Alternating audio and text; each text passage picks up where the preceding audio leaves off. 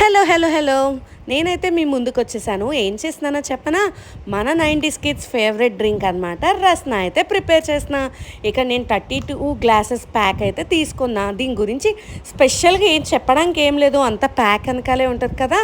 దానికోసం అయితే 750 grams of sugar అయితే నేను కాటా వేసుకొని వచ్చానమాట. 900 ml ఆఫ్ వాటర్ ఇవన్నీ అయితే సిద్ధం చేసేసుకుంటున్నాను. ఇక్కడైతే ప్రిపేర్ చేసిన.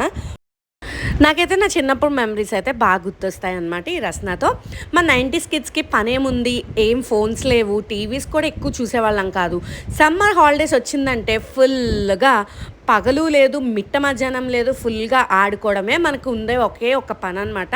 ఫుల్గా ఆడుకొని అలసిపోయి అందరం కలిసి ఒక చోటకి చేరి ఒక మన మమ్మీయో లేకపోతే పక్కింటి ఆంటీయో అందరికీ చల్లచల్లని వాటర్తో రస్నా చేసి ఇస్తే దాన్ని అలా ఆస్వాదిస్తూ తాగేవాళ్ళం కదా. అంత మంచి మెమరీస్ ఉంటాయి మనకి రస్నాతో. ఇప్పుడైతే చాలా రకాల డ్రింక్స్ అని అవన్నీ వచ్చాయి. అప్పుడైతే రస్నా అనేది ఒక ఎమోషన్ లాగా అనమాట.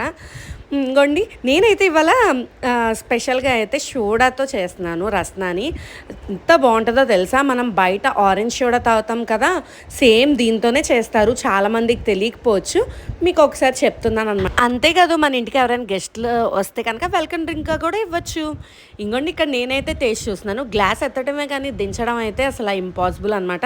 అంత టేస్టీగా ఉంటుంది. ఇక్కడ పక్కనే మా అబ్బాయి అయితే వెయిట్ చేసేస్తున్నాడు.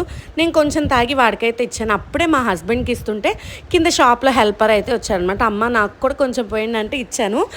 వాడు కూడా ఎంజాయ్ చేస్తున్నాడు అనమాట. అందరం మిట్ట మధ్యాహ్నం చల్లగా అలా రస్నా దింటూ అయితే ఎంజాయ్ చేస్తున్నాం. మీకు కూడా ఒకసారి ట్రై చేయండి.